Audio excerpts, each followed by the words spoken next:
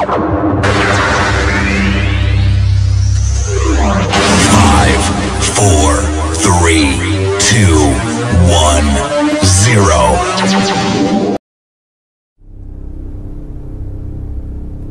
c'est le micro du pasteur Bobo et maintenant c'est possible de nous suivre sur Internet. La demande de beaucoup de personnes à travers le monde qui nous ont écrit, on a reçu beaucoup de mails, mais maintenant vous pouvez suivre le micro du pasteur Bobo sur le web www.microdupasteur-bobo-anemo.tv.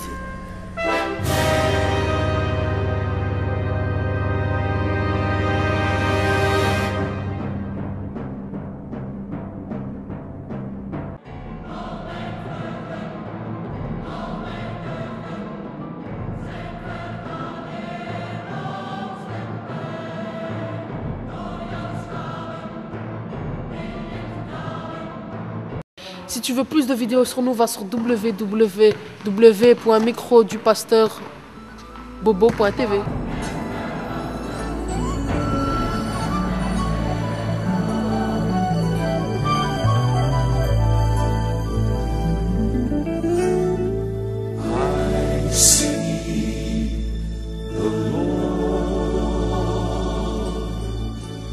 I see the Lord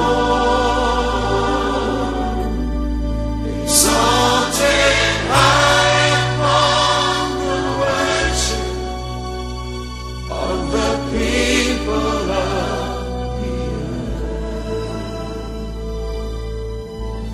I see the Lord. I see the Lord.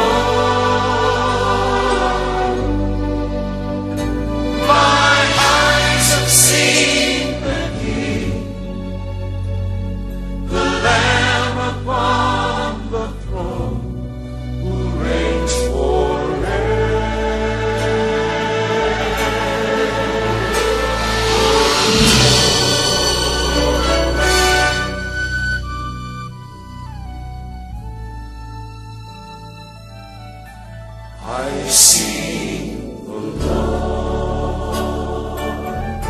I see the Lord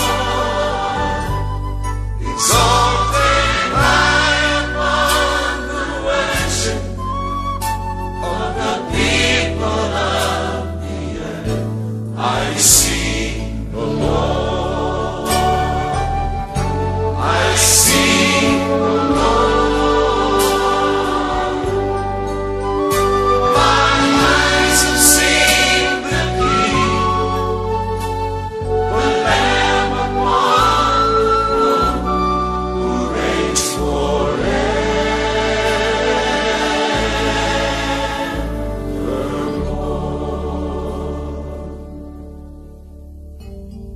Train of his robe fills the temple. A cloud of heavenly worshipers surrounding. L'Église, les messagers de Bruxelles, vient d'organiser un mois de prière avec comme thème « Sortir d'Égypte, sortir de servitude ». Jésus-Christ paye le prix. L'humain fait face à plusieurs limitations et condamnations dont il est incapable de s'en sortir seul. Seule la puissance de Dieu manifeste en Christ, véritable agneau pascal, peut libérer humain. L'homme doit combattre, certes, mais dans la victoire de la croix. Écoutez la prédication de l'homme de Dieu, le pasteur Patrick Badibanga. Moïse dit au peuple, allez chercher un agneau ou un chevreau par famille. Prenez-le. Notez, cherchez l'agneau. Prenez-le. Troisième mot, immolez-le. Alléluia. Quelque chose commence à passer en toi. Le Saint-Esprit commence à te communiquer les choses. Allez chercher un agneau ou un chevreau par famille. Prenez-le et immolez-le. Ensuite, Vous prendrez un bouquet d'hysope. Vous les tremperez dans le bassin contenant le sang de l'animal. Le sang, le sang, le sang, le sang. Vous prendrez le sang avec un morceau d'hysope. Vous les tremperez dans le bassin contenant le sang de l'animal et vous en badigeonnerez.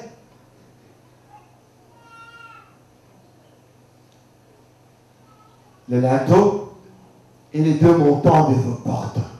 Aucun de vous ne passera à la porte de sa maison pour sortir jusqu'au matin. Écoutez le message du Seigneur. L'Éternel parcourra l'Égypte pour la frapper. Notez le mot frapper. Quand il verra le sang sur les linteaux et sur les deux montants de vos portes, il passera dessus la porte. Il sautera, si vous voulez. Il passera au-dessus. Vous verrez pourquoi j'insiste sur ces détails.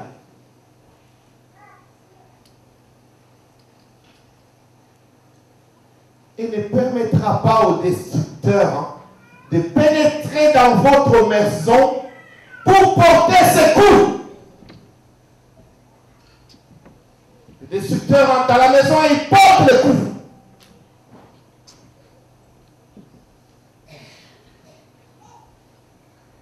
Et la Bible nous dit ceci. Vous observerez toutes ces prescriptions comme une institution pour vous et pour toutes les générations à venir. Je saute pour gagner le temps. Nous sommes dans le 29e verset. Le peuple s'agenouilla et se prosterna.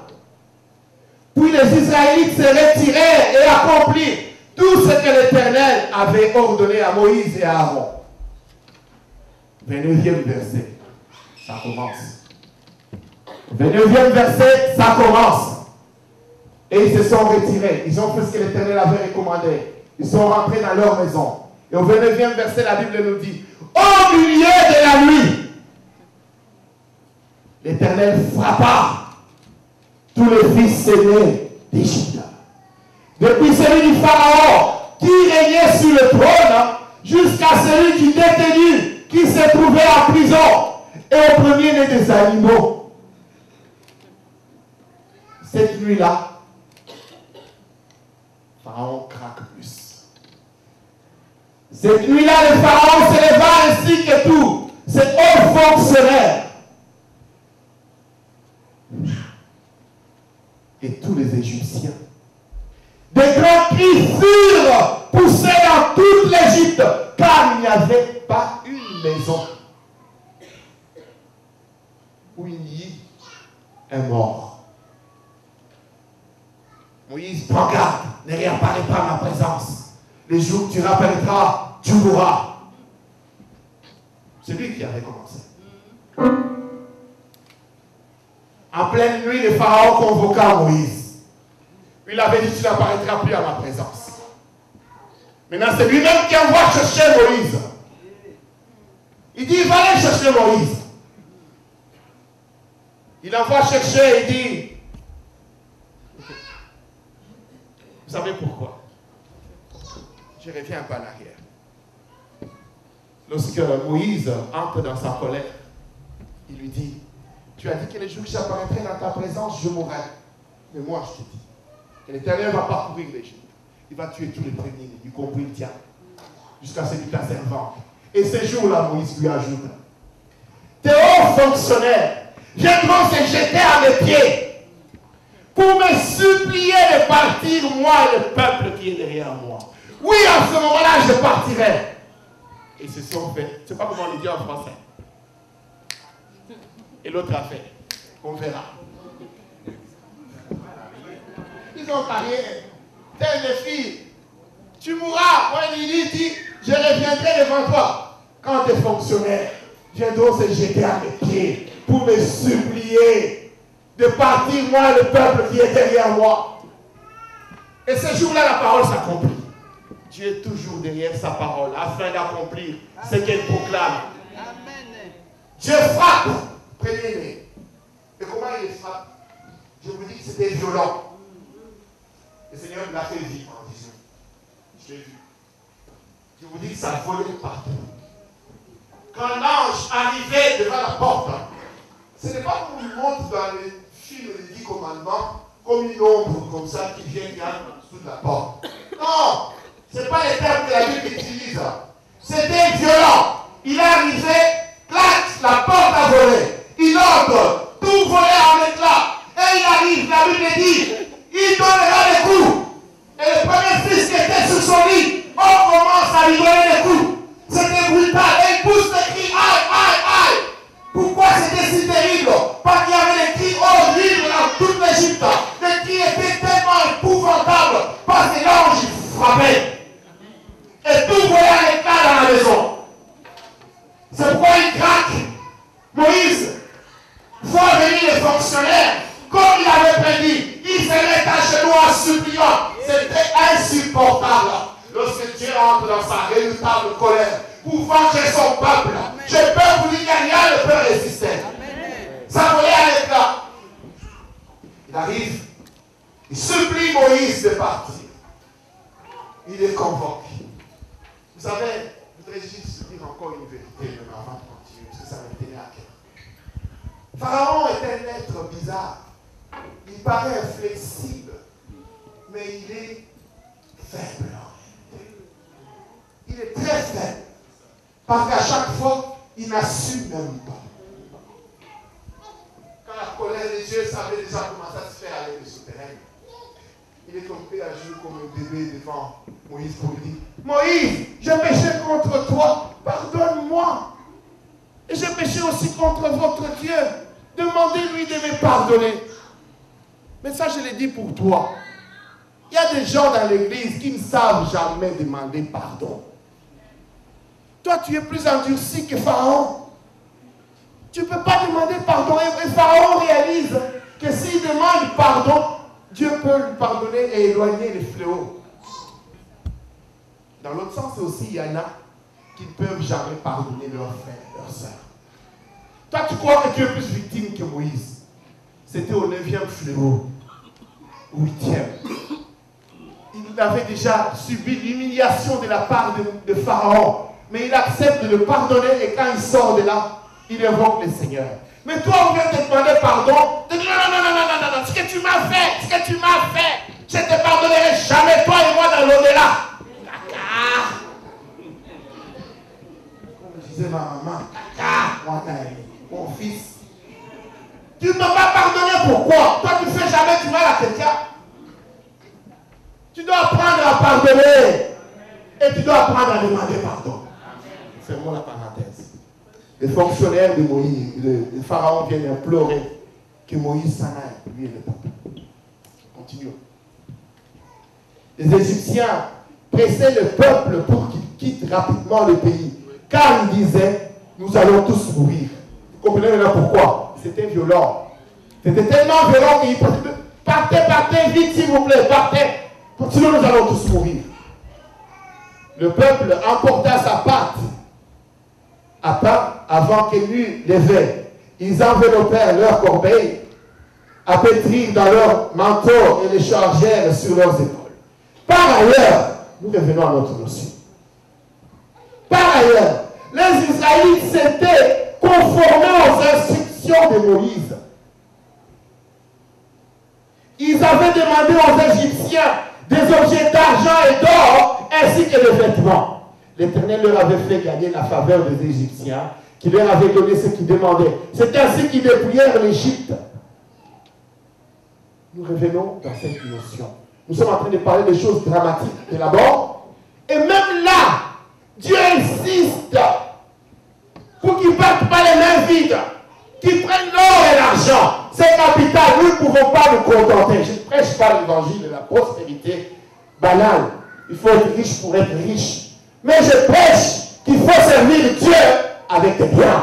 On ne peut pas servir Dieu en étant minable. Parce que même dans une tragédie comme celle-ci, la Bible souligne qu'ils doivent partir avec l'or et l'argent.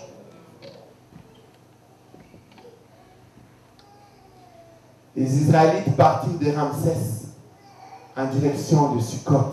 Ils étaient environ 600 000 hommes de pied. Nous nous arrêtons là. Voici notre prédication. Moïse leur dit de prendre un agneau. Il leur dit, vous le mangerez debout, avec une ceinture. Vous savez pourquoi? Lorsque les Israélites vivaient dans leur maison, ils ne portaient jamais de ceinture. Ils ne portaient jamais de sandales. Mais le fait de porter la ceinture et les sandales était un signe du départ imminent. C'était un acte de foi. Un acte de foi pour dire, dans quelques instants, nous allons sortir. Même s'ils ne voyaient encore rien. Mais ils ont fait un acte de foi pour dire, dans quelques minutes, nous allons sortir. Et je te dis ceci de la part du Seigneur. Tu dois poser un acte de foi. Oh, toi qui cherches à te marier, tu dois poser un acte de foi. Porte ta ceinture, porte tes sandales. Va chercher une salle de mariage. Va chercher une salle de fête. Oui, va chercher une salle de fête, c'est un acte de foi. Va faire ta liste de mariage. Oui, toi qui cherches les enfants, je te dis de la part du Seigneur, va préparer, comment on dit, la lettre? Va la préparer. C'est ta ceinture, c'est tes sandales, c'est ton acte de foi. Moïse prie, allez chercher un agneau. Et la Bible nous dit ceci, qu'il y eut un homme, il était puissant aux yeux de Dieu. Il ne buvait ni boisson alcoolisée, ni du vin. Il était rempli du Saint-Esprit, dès le ventre de sa mère. Il était la voix de celui qui crie dans le désert. Un jour, il témoigne, il dit ceci. Je l'ai vu. Oui, je l'ai vu. Il dit, je l'ai vu. Parce qu'il y a parmi vous quelqu'un qui est plus grand que moi, disait-il. Et celui-là, je ne suis même pas digne de délier la courroie de ses chaussures. Et cet homme qui est la voix de celui qui crie dans le désert dit ceci. Celui qui m'a envoyé m'a dit, celui sur qui tu verras forme de colombe. Oui, c'est lui l'agneau de Dieu. Et Jean-Baptiste qui dit, voici l'agneau de Dieu, celui qui ôte les péchés du monde. Voici l'agneau de Dieu, celui qui sauve le monde. Et le lendemain, il était à Béthanie avec ses disciples. Il voit encore le Christ passer. Il dit, oui, je vous dis la vérité, c'est lui l'agneau de Dieu. Moïse dit, allez chercher l'agneau. Et cette nuit-là, ils sont arrivés. Ils sont arrivés dans le jardin de Gethsemane. Ils sont arrivés dans le jardin de Gethsemane. Ils sont venus chercher le Seigneur de gloire. Ils sont venus le prendre. Et dans Corinthiens, on crie à ce moment-là, oui, nous avons un agneau. Nous avons l'agneau pascal. C'est le Christ. Nous avons l'agneau. Nous avons l'agneau pascal. Ils arrivent dans le jardin de Gethsemane. Ils s'emparent de lui comme d'un vulgaire voleur. Ils s'emparent de lui comme un brigand. Il amène, Moïse dit, prenez-le. Ils prennent l'agneau. Ils prennent l'agneau pascal. Ils l'amènent encore. Ils prennent devant chez Caïphe. Ils prennent devant chez Hérode. Ils prennent devant Pilate. Puis ils l'amènent encore jusqu'à Golgotha. Oui, ils amènent le Seigneur de gloire. Ils amènent l'agneau de Dieu. Ils l'amènent tout doucement. Oui, ils arrivent là. Moïse dit, cherchez l'agneau, prenez l'agneau, isolez-le. Ils commencent, ils prennent le Seigneur de gloire. Ils le mettent sur un bois infâme. Ils commencent à frapper un clou. Ils tapent un clou. D'abord, ils lui donnent des coups. Ils lui donnent des coups, ils le frappent. Pareil au premier fils d'Égypte. Il le frappe, il est malmené. Le Seigneur de gloire peut s'accueillir. Il dit, oui, c'est pour la liberté du peuple. Il tape encore un clou dans la main gauche. Il dit, oui, c'est pour leur maladie. Il tape encore un clou, il tape et il frappe, et il frappe, et il frappe encore. Il prend la main droite. Il met encore sur le bois et frappe. Il commence à frapper la main du Seigneur de gloire. Il tape encore, il frappe, et il frappe, et il frappe. Et il s'en sort. Et lui crie, il pousse des cris pareil au premier fils d'Égypte qui poussait des cris lorsque l'ange les frappait.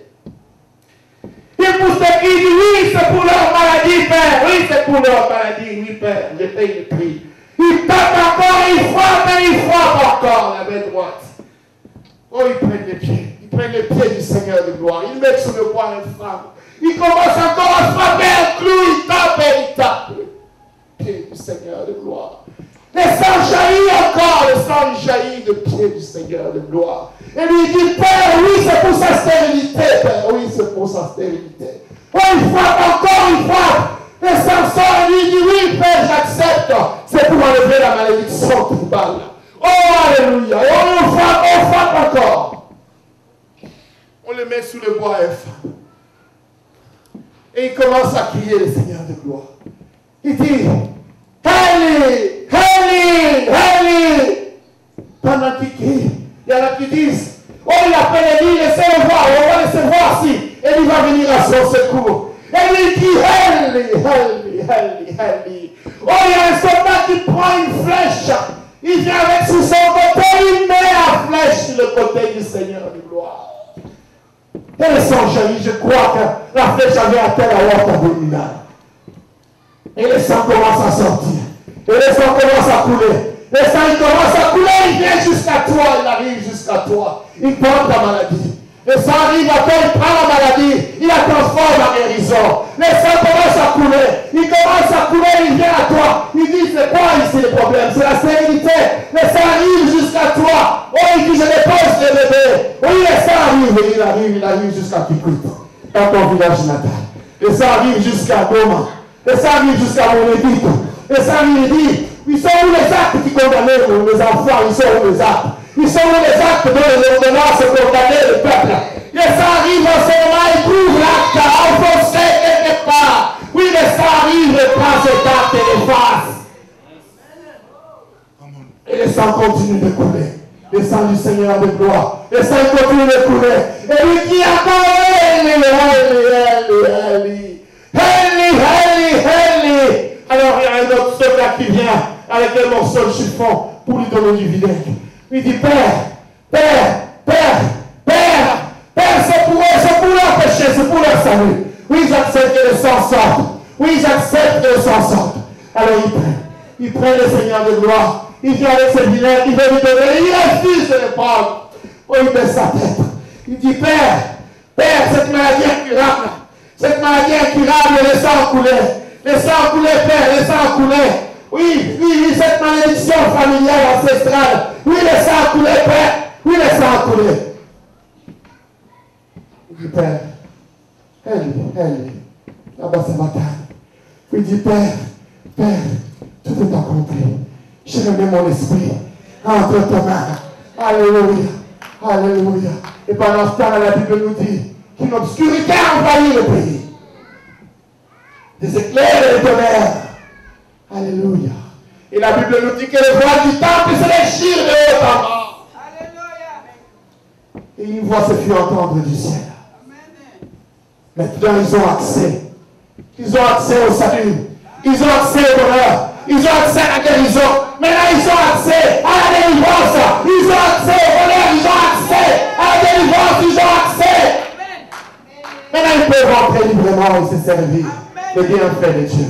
Ils peuvent rentrer. Puis un silence. Un silence. Et Jean nous dit dans l'Apocalypse. Il dit que j'entends la voix d'un ange. Un ange est descendu du ciel.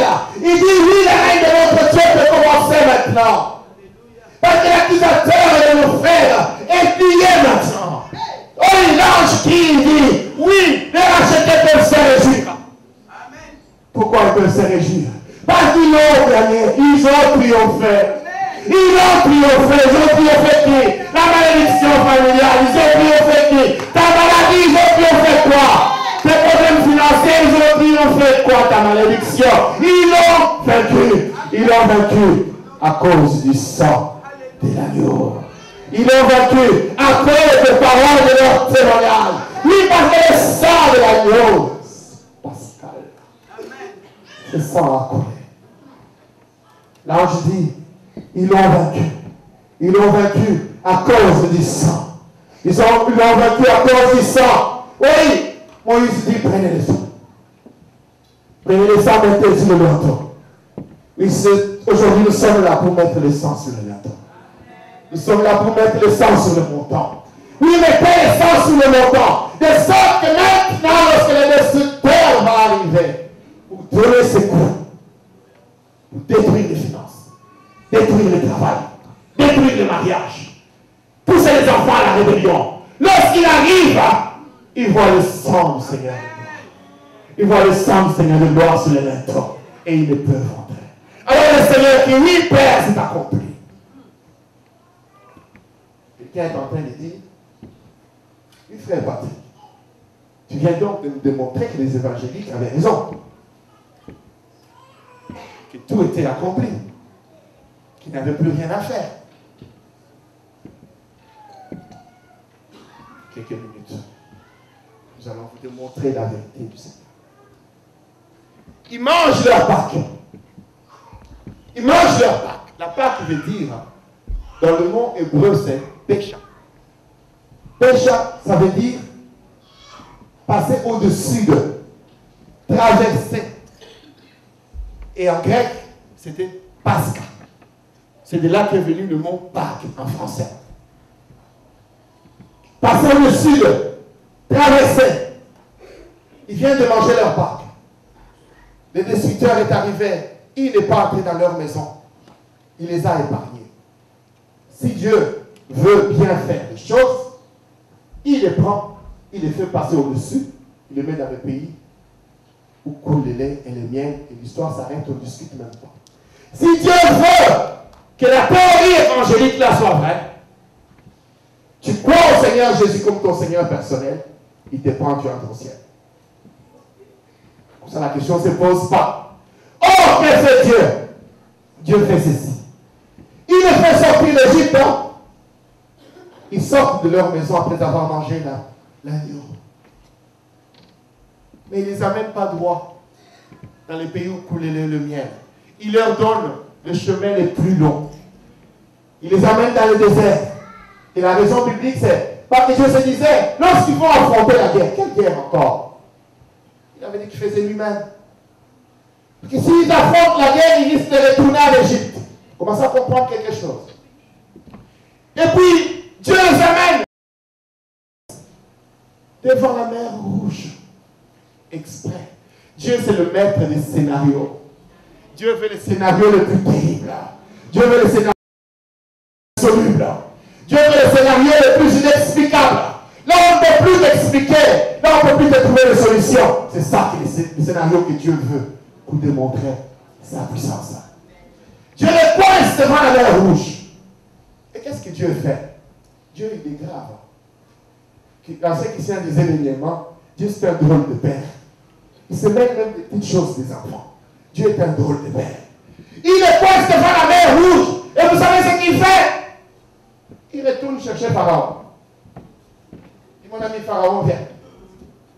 Tu peux les attaquer, ils sont coincés là. C'est la Bible qui les dit. Il est parti chercher Pharaon. Ils sont coincés là. Alors Pharaon s'est dit, qu'est-ce que j'ai fait? Je n'aurais plus la main d'œuvre. Poursuivons-le. Et eux, ils sont campés. Parce que Dieu interdit qu'ils avancent. Hein. Il y a des moments où Dieu te fait faire du surplace. Tu dois attendre. Tu dois attendre que lui fasse ce qu'il veut qu'il fasse. Tu dois attendre que tu fasses ce que lui veut que tu fasses. Tu veux marcher, il te dit campe. Tu dois camper. Toi, tu dis, mais ça ne marche pas du tout. Essayez, le Seigneur dit campe, mon ami. Le Pharaon doit d'abord arriver. Et le Pharaon arrive avec toute son armée. Et ils sont coincés devant la mer Rouge. Au fils humain, il n'y a pas d'issue. Tu as 42 ans, 43 ans. Comment ça dit? Il est là, si dans l'année, je n'ai pas de fiancé, je ne tombe pas enceinte, mais nous pas juste raison. Mais le Seigneur te dit, campe encore un peu. Tu campes encore un peu. Pharaon arrive avec son armée.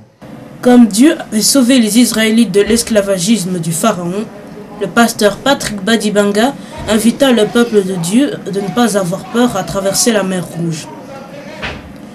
Comme les Égyptiens qui les poursuivaient, tous vos problèmes, vous ne le verrez plus car Dieu les détruira. Et l'ange se déplace encore et encore. L'ange se déplace encore. Il se déplace, il traverse tout le peuple de Dieu. Il va jusqu'à l'arrière. L'ange de Dieu se déplace. Il se met en arrière le peuple de Dieu. Il se met en face de ton ennemi. Et Moïse te regarde et il dit, ma soeur, regarde les Égyptiens qui sont là-bas. Montre-moi lequel te fait le plus peur. C'est celui de finance? C'est celui de maladie. C'est celui de la stérilité. Regarde, tu ne le verras plus. Tu ne le verras plus. Maintenant, viens marcher avec moi, viens ensemble. On va marcher. L'ange du Seigneur se déplace. Il s'arrête encore une victoire. C'est quoi? Montre-moi parmi les Égyptiens. Lesquels te fait le plus peur? Celui du problème administratif? Celui du problème de la promotion? Je ne connais pas ton problème. En ce moment, c'est ton problème. Le Seigneur te dit, regarde ces Égyptiens-là. Tu ne les verras plus. Viens marcher, la mer commence à sécher. Allez, vous continuez de marcher, le Seigneur, l'ange du Seigneur continue à marcher. Pendant ce temps-là, la Bible dit, le Seigneur regarda le camp d'Égypte du haut de la nuée. Il regarde et il dit, pourquoi c'est qui? Pourquoi vous avez peur? Ne savez-vous pas que je suis là? Ce que vous avez vécu en Égypte, vous avez tout oublié. Toi, comment tu arrives en Europe? Est-ce que ton voyage en Europe n'est pas un miracle? Mais aujourd'hui, tu dis ce que je vais faire. Alors il te regarde, papa. Il dit, papa, c'est quoi ton problème? C'est quel Égyptien qui te fait le plus peur? De quoi as-tu peur? De quoi écoutes-tu? Regarde cet Égyptien-là. Aujourd'hui, tu ne le verras plus. Viens marcher. Après avoir célébré la Sainte Seine, le pasteur Patrick a déclaré la fin du mois de prière. Écoutons quelques réactions. Oh, c'était formidable. On a vu la main de Dieu. Et nous marchons par la foi. Et nous voulons croire à la parole du Seigneur parce qu'il a des bonnes choses pour son peuple. Tout ce que je peux dire, le peuple était là, il est mobilisé. Et nous voulons croire que Dieu est fidèle pour confirmer sa parole. Merci beaucoup. Tout ce que je peux dire, c'est ça. Dieu va confirmer sa parole. Dieu va soutenir son peuple. Il va l'aider à sortir de l'Égypte, effectivement. Le programme était, on était là tous les jours, à un moment, un jeune liquide. On buvait, on se préservait de la nourriture solide. Voilà le programme et on était là en prière tous les soirs. Et 20 chaînes de prière de 24 h sur 24. Et Dieu a agi. Et nous bénissons le Seigneur pour ça. 2014, c'est une année de grâce. Et nous voulons compter sur la grâce du Seigneur. C'est ce que je peux dire. Merci. Bon, matin ya lelo, na mukolo ya lelo, azar ezalaka epa nzambe te. Nzambe abongisaki matin ya lelo po tozwa yango. Nasepeli mingi mpona culte ya lelo, ya journée ya matinale ya lelo, ya ntongo ya lelo, parce que liloba lelo ezalaki ya bien. Nzambe alobeli biso à travers basali na ye, efungoli biso intelligence, efungoli biso sagesse, et renouveler à nous et le discernement. Nzambe azo renouveler à travers sa parole. À travers sa parole, Nzambe alobi na biso, approchez-vous de Dieu. Bible et le Bible. Et Dieu s'approchera de vous. Merci. Yango tozo lelo to s'approcher vraiment na trône ya Nzambe. Kotala ndenge libération ya bana Israël. Toza na esengo parce que Nzambe a libéré biso, a confirmé encore la parole na ye, que Dieu vous bénisse. Amen. Non, le culte a été très bien. Comme je l'ai dit toujours, le problème du Congo, ou le problème du Congolais, c'est un problème avec deux fronts. Il y a le front spirituel, il y a le front aussi des hommes, pour ne pas dire politique et diplomatique. Donc là, nous étions sur le front spirituel. Ça s'est bien passé et le message a été vraiment donné à ce point-là. Nous devons nous libérer, nous devons sortir de la médiocrité, nous devons sortir de l'oppression, nous devons sortir de mensonges, nous devons sortir de beaucoup de choses que nous faisons mais qui ne sont pas bien, c'est ce qui nous tient captifs. Sortir de l'occultisme aussi. Chaque chose a son temps. Chaque chose a son temps et dans toute chose que nous faisons, il faut réserver une dîme à Dieu. La dîme, c'est aussi une dîme de temps. Et c'est pourquoi je fais mon programme pour que, aux heures où il y a des cultes, que je sois dans ces cultes-là. C'est comme ça que je suis enseigné. C'est comme ça que mes pères spirituels m'ont enseigné. Et c'est ainsi que je sers le Seigneur. Vous regardez à ce moment. Ce que je pouvais lui dire est que le Seigneur l'a utilisé pour donner un message. Il faut maintenant qu'il se mette en prière pour que le Seigneur lui donne encore ce qui va suivre après le message. Parce que le Seigneur, il est souverain. Il dit une chose aujourd'hui et sa continuité, il va peut-être le révéler à quelqu'un d'autre. Mais il faut toujours qu'on soit attentif par rapport à ces messages-là. C'est un très bon canal que le Seigneur a choisi pour donner ce message de la libération. On a eu 3 semaines vraiment fructueuses de la part du Seigneur. Et la conclusion, c'était aujourd'hui, ce dimanche. On a eu un culte plein, un culte agréable de la part de Dieu. Nous avons loué le Seigneur, nous avons entendu sa parole. Et nous avons prié, nous avons proclamé des choses. Je crois que notre part, c'est de rendre à Dieu un culte agréable. Et sa part, c'est d'agir. Bon, nous avons rendu un culte, nous avons proclamé des choses, comme je l'ai dit. Et j'ai confiance au Seigneur que lui va agir, que lui sera toujours derrière sa parole pour l'accomplir. En tout cas, le culte, globalement, c'était un culte vraiment agréable et très spécial. Et je remercie le Seigneur pour cela. Merci. Bon, durant les 3 semaines, nous avons surtout dû parler de la sortie d'Égypte et comme illustration la sortie des dans le livre d'Exode, du chapitre 3 au chapitre, je crois, 12.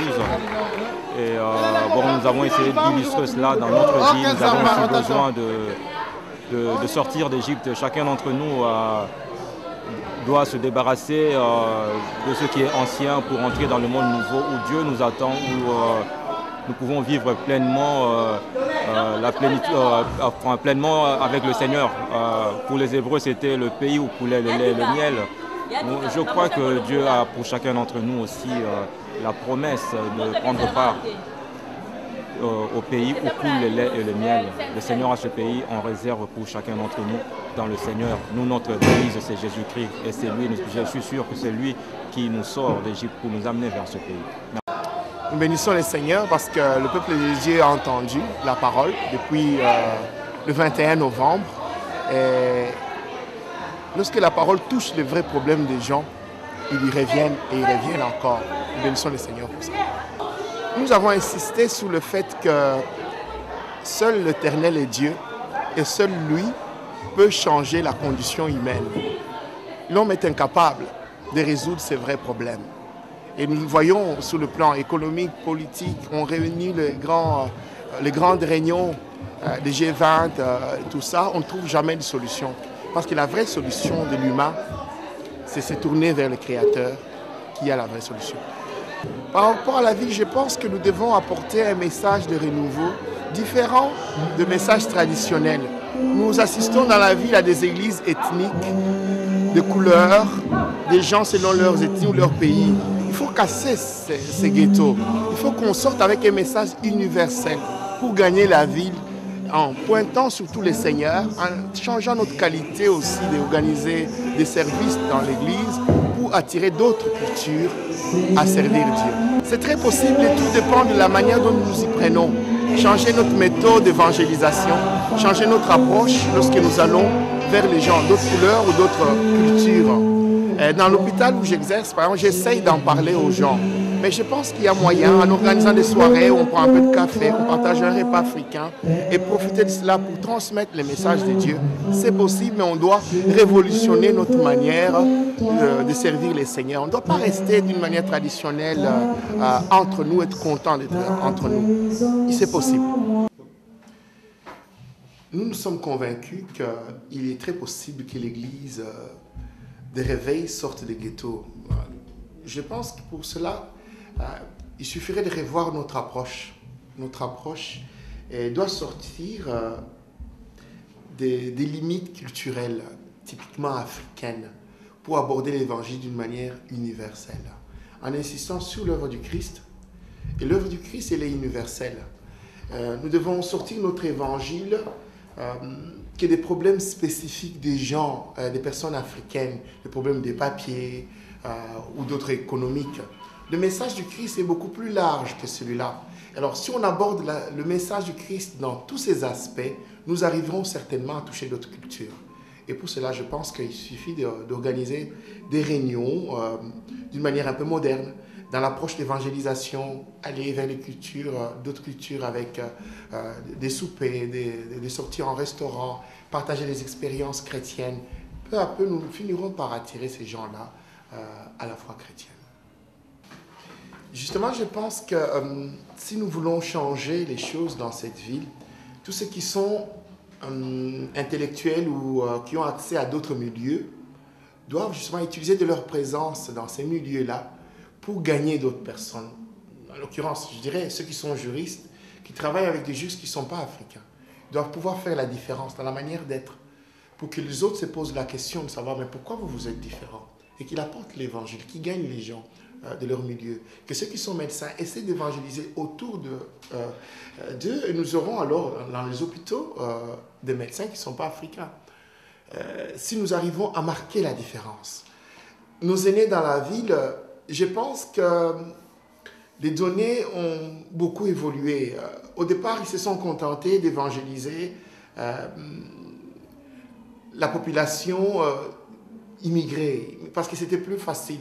Ils avaient un message qui correspondait à leurs problèmes, les papiers, les séjours. On a fait ça, on a tiré ces gens-là dans les églises. Mais maintenant, je pense que pour aller au-delà, il faut encore une fois de plus, comme je l'ai dit, révolutionner les messages, changer les messages. Ce n'est pas un échec de leur part, mais je dirais que c'est une base. Ils ont posé une base, nous avons des églises qui travaillent, qui existent. Partons maintenant sur l'existence de ces églises-là et allons au-delà. Je dirais à l'église universelle, tenez les caps, tenez les messages, faites la différence. Ne vous conformez pas au siècle présent, ne vous conformez pas avec les rhétoriques, tout le monde fait comme ça. Essayez de faire la différence, essayez de faire autrement. Et Christ vous élèvera encore et encore. Que Dieu vous bénisse.